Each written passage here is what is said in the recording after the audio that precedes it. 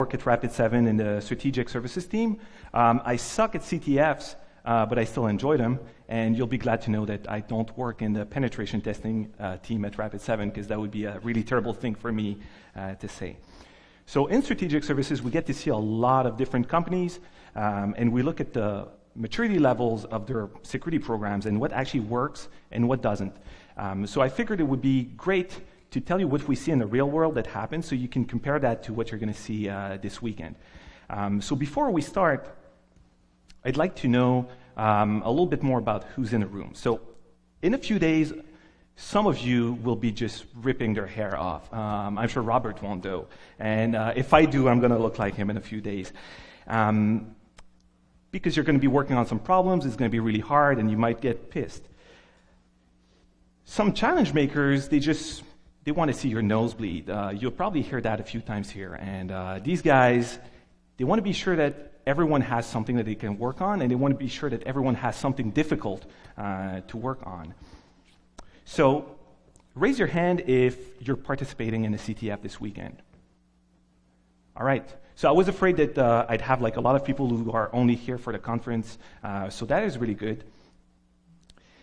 Now, keep your hand up if you have 3 years or less than 3 years of experience in security, or if you're a student.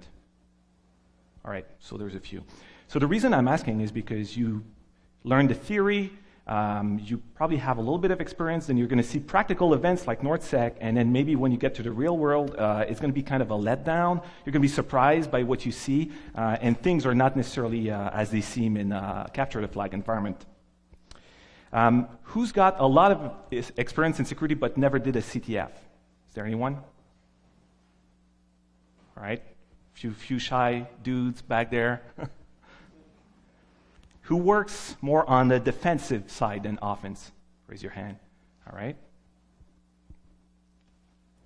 And who works in compliance? All right, there's like one guy there. Hey, don't laugh. Like, he's the only guy who works in compliance who thought that this was actually useful enough for him to show up, so there should be more. Round of applause.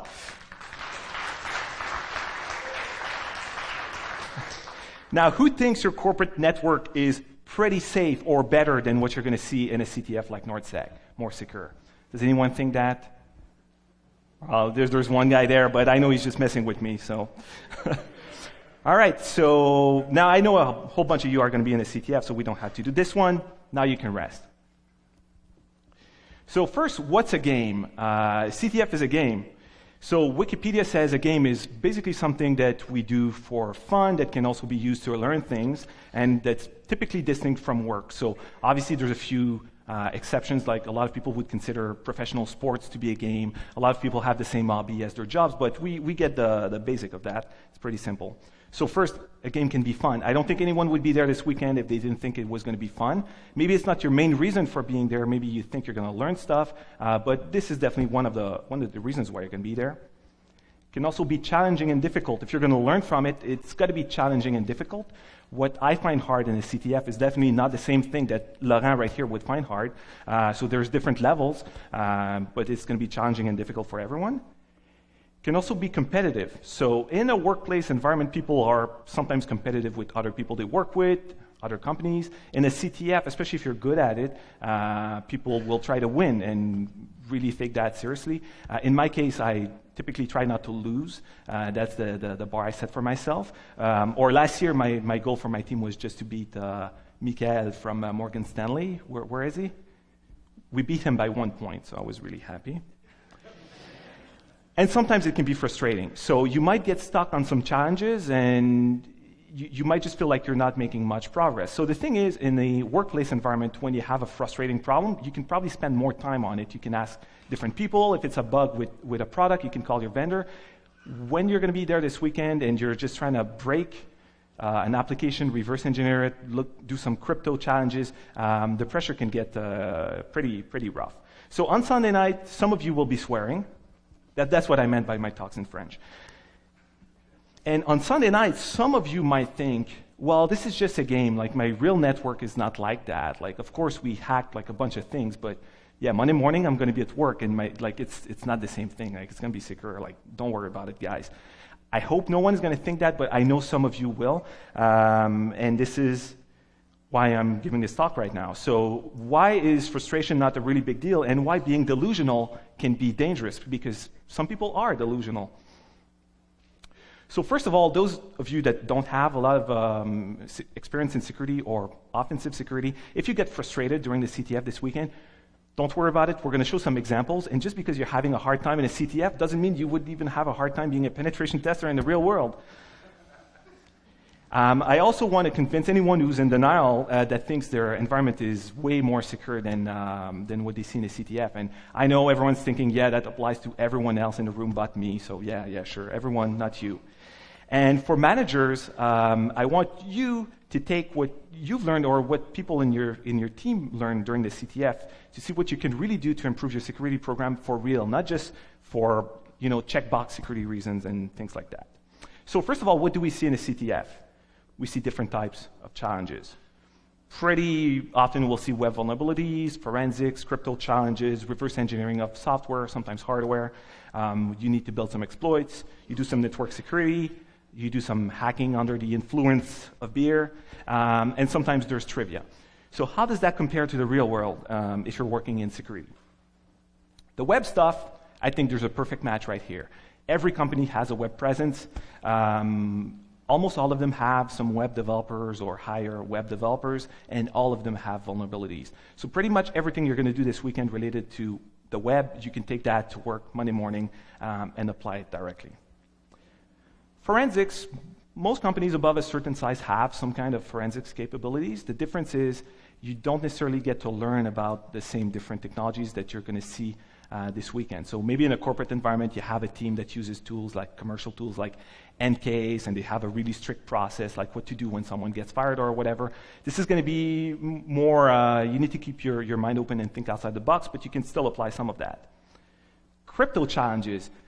Where do you work if you are breaking crypto? Like, unless you work at like the NSA or maybe a company that makes encryption software, you probably won't see a lot of that at work. And reverse engineering software or hardware. Typically, that's above the maturity level of most companies that we see as clients at Rapid7. It's not really cost effective for you to be breaking the stuff that you buy when you're still struggling not to use the default passwords on it. I mean, you need to think of what's the low-hanging fruit first. So not a lot of people do that. Some people do have teams working specifically on that, so we see that in bigger organizations. Exploit building, again, pretty rare. Raise your hands if you develop exploits at work. All right? Now, keep it up if you don't work for a security company or the security consulting team of a non-security company. All right, so there's one. That's really interesting. Now, that slide would really have backfired if everyone kept their hands up, but my point is, in the organization that doesn't do information security as a living, that's not how they make their money, most of the time it's not cost effective to do exploit development. Network security, pretty much everyone does it, even though they're still using SNMPv1 and stupid things like that. And if you laugh at that, if you have like 300, 400, 2,000 devices, I can guarantee you have a lot of that stuff left. But a lot of them are still convinced that security is just firewalls, and they need help to think that security is more than just that, but that also is going to apply well. It doesn't mean that most companies are good at network security, but still, they do it. Hacking under the influence, more about coffee than beer, and the trivia is more like drama in a company typically.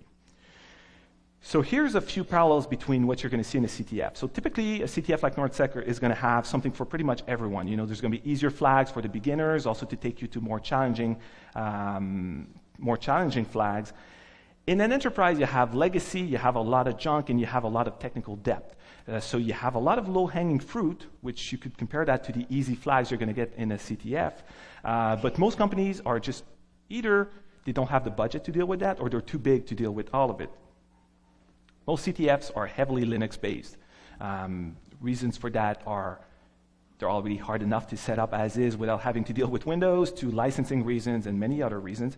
But most old-school enterprises rely on Windows a lot, especially for desktops and laptops, but also for a lot of servers. Plus, they're stuck with a whole bunch of old Java stuff. They also have some old Unix environments, Windows endpoints with a whole bunch of junk on them, and a total lack of hardening. So when you compare that, and compounded by the fact that most companies are really bad at segregation between different environments, using firewalls properly to limit the connectivity that goes between each environment, you get an attack surface that's super wide and super easy to attack. While in your CTF, you have some pretty specific things that you're attacking that are vulnerable on purpose. Maybe someone built bugs into what you're going to be attacking. But typically, the CTF organizers know how they want you to break something. You might find a different way. When you're looking at commercial software, you're going to find like 16 different ways, and none of them were intended to be. Now, you might say, oh, yeah, but in a CTF, there's no defense team, especially if it's a challenge-based CTF like that. It's like, there's no one looking at what you're doing to try and prevent you from doing it, right? At NorthSec, there's like, you're looking at stats, but there's no one who's doing incident response on people trying to break stuff. In my company, I do that. I would say that most enterprises have a very expensive SIM, but do not have an effective defense team. The reason that happens is people buy the big SIM for compliance reasons, and they say, yes, I keep my logs for 5 years. What do you do with them? The answer is typically we don't do anything with them except we keep them, or we have like this super short, useless list of events that we actually do something about. So I would say that the CTFs and the enterprises are pretty close when it comes to that. No one's going to do anything about you trying to attack them.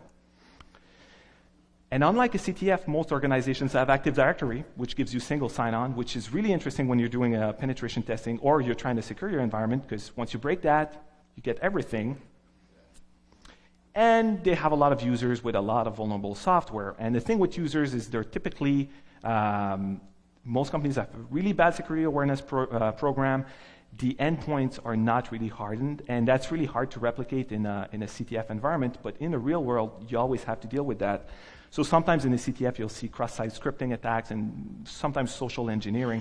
But you can't replicate like 5,000 employees of a bank that would just click on pretty much anything. And when we do spear phishing attempts with clients, we typically see a super high success rate getting them to give us their passwords. And when I say super high, think like 75% or something like that. You get a lot of people who put their passwords in and their actual passwords, because we compare to make sure that they're the good ones. And I would say if you don't get that level of success when you're trying to do a campaign like that, it's just because you're not targeting your end user well enough.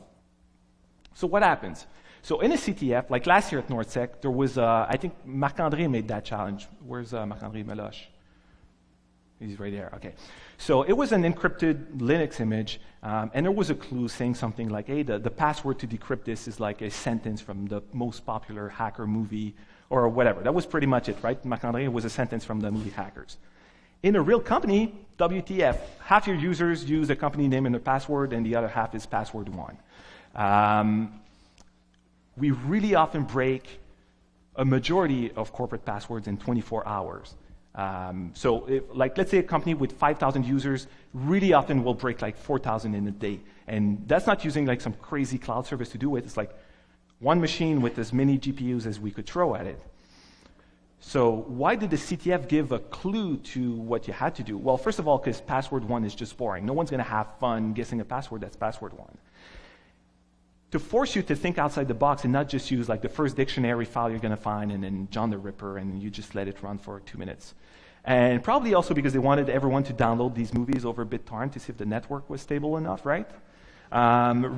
If there's something similar, I recommend you use the scripts. Much easier to use a script than watch the movie, but a few people watched the movie. I did last year because I wasn't sure the script I had was accurate, so I was just checking a few things. So I bought it on iTunes from the conference, and then I checked that out. So if you're cracking passwords here and you hadn't done that before, maybe because you work on the defensive side, what did you learn? Well, first of all, password policies, almost useless. Yes, during the CTF, you got a clue, but the password was still way better than what you'd see in your corporate environment. You learned, like, don't care about compliance. It doesn't mean anything. I mean, maybe you check the box, but PCI is still about 7 characters in passwords. And when I tell you we break almost everything in 24 hours, a lot of them are way up from what compliance requires. So forget about that. It's almost useless. In fact, I think it's more than useless. It's dangerous because it gives people a false sense of confidence. But you probably learned about some new tools and new things you can do.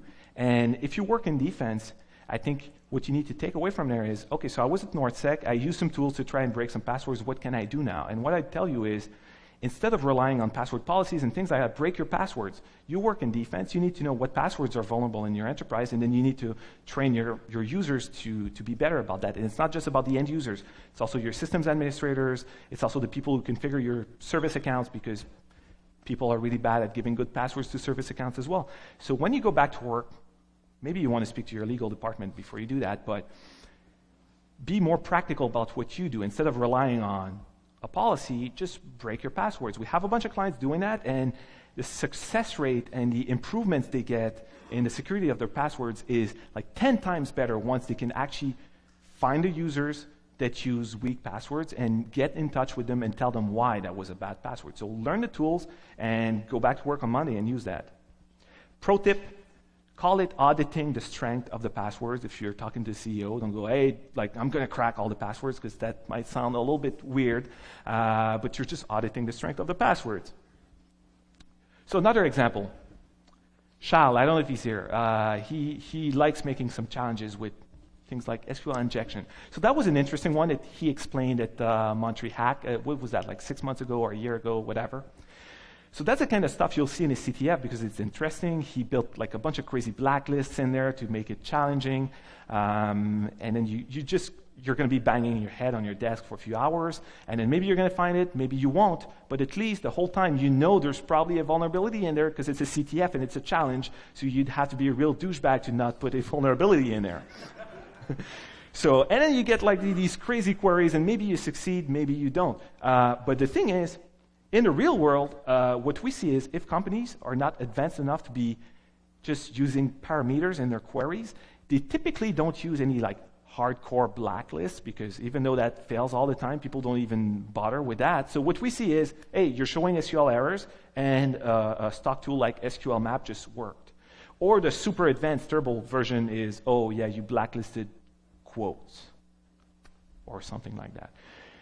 So what you should be learning from that is,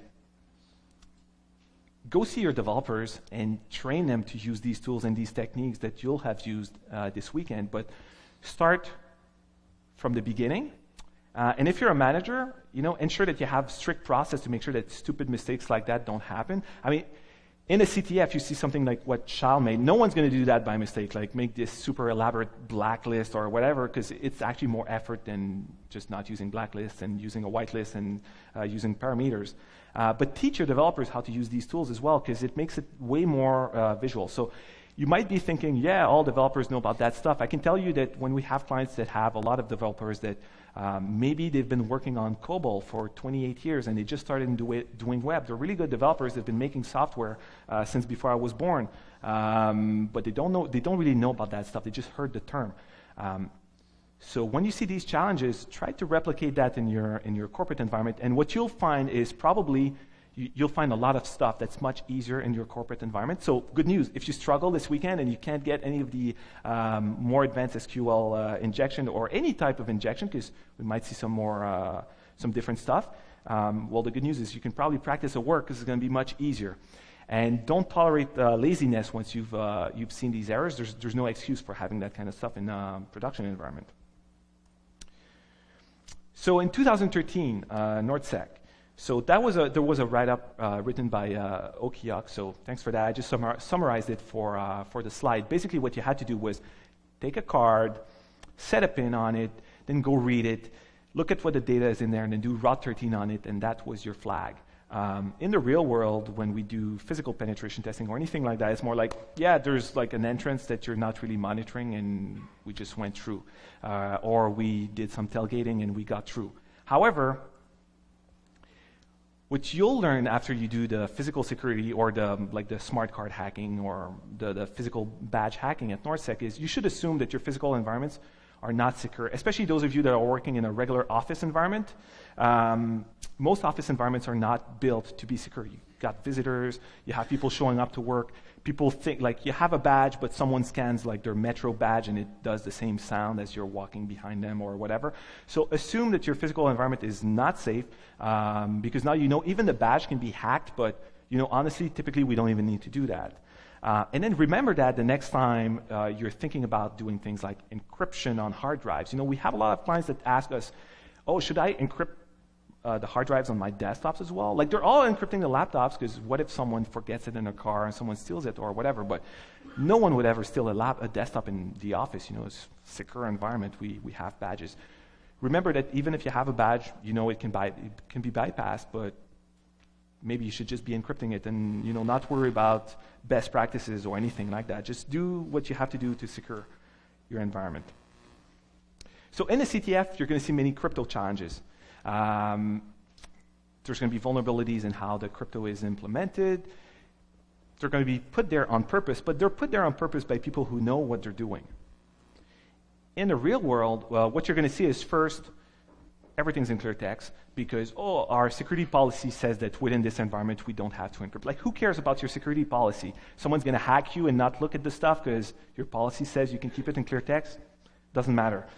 When things are encrypted, typically people are really bad at managing the keys, so you can find the actual keys to the data, and it's much easier than actually breaking the encryption. But most of all, when you buy software, especially software for specific purposes. So, for example, you have an application for legal case management, and it's been written by lawyers. They'll use encryption in a really terrible way, and it's actually going to be a little similar to what you would see in a CTF. But sometimes it's just going to be, yes, sir, we're encrypting our stuff with base 64, so it's secure. These are things, this is something I've seen in a legal case management thing that had medical data in it. Or just blah, blah, blah, bank grade, military grade security, and then they just leave the keys right next to it. So what you should do is ask a lot more questions from your vendors when they say they're encrypting stuff, and push them really, really hard. Typically, they might not want to answer right away, but when you push them really hard, they'll give you the answers that you need, unless they really suck at this stuff. Never assume that because a vendor says they're encrypting something in a database that they're doing it properly.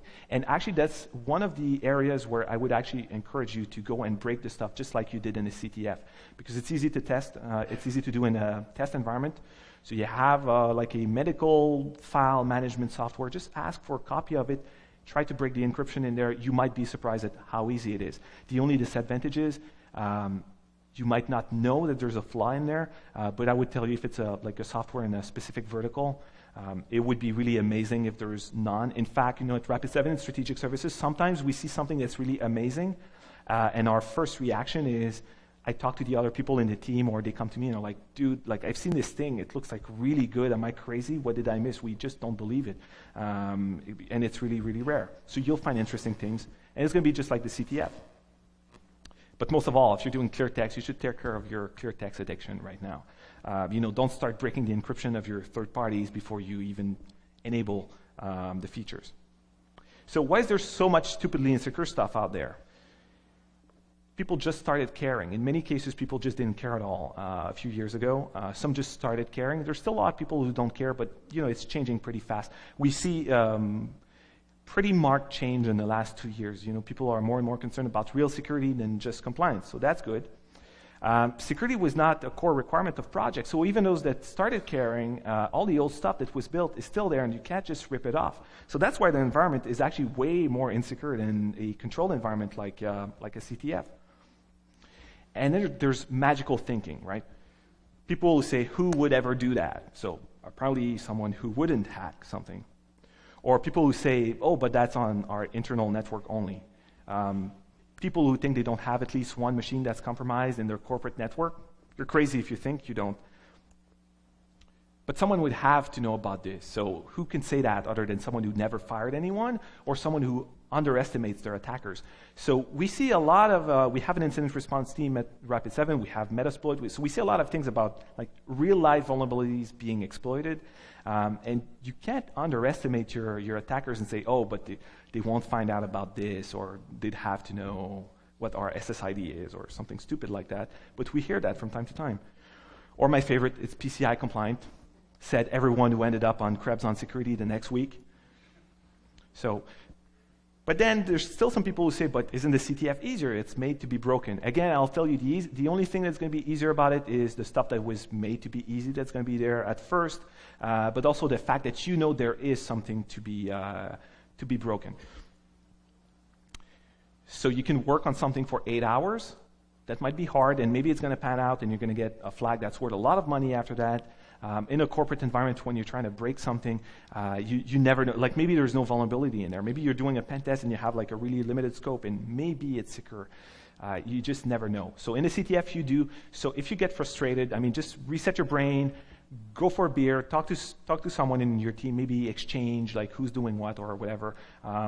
You'll eventually get it. You know, you might waste a few hours, but you're going to learn a lot in the process. So if you work in defense on Monday, before you forget about it, because probably you'll be drinking a few beers during the weekend, so I don't think your long-term memory is going to be that good. Think about everything you broke during the weekend. Start from like the easy flags you started with. Break it down by categories. Then look at your internal network and think about what you have in place that would prevent something like that from happening, because we know the vulnerabilities, similar stuff, or easier to break stuff exist in your environment. Just think about what you can do to detect someone that's doing that, because maybe if you work in defense, you can't just get everything fixed, but you have tools that give you visibility into what's happening. So, for example, if you're building use cases for detection or whatever, everything that you've done, a lot of that will translate to what you do for a living during the week in your defensive role. So build your detection around how people really break into networks and not into like what my auditor thinks is good or whatever. And then if you have to argue with an auditor, you know, that's if you're doing a good job at security, then arguing with an auditor that what you do should be compliant, that should be your second concern. So really think about how you would detect that. And I say that in most corporate environments, people are just flying blind. A lot of people don't have visibility into many facets of their network, except for a little bit of perimeter security things, and that's pretty much it. So I will wish you good luck in your CTF on Saturday and Sunday. Does it start Friday night or? All right, so you're going to work hard, you're going to have fun. Does anyone have any questions on like other things that we see in the real life? Do we have a few minutes left for questions?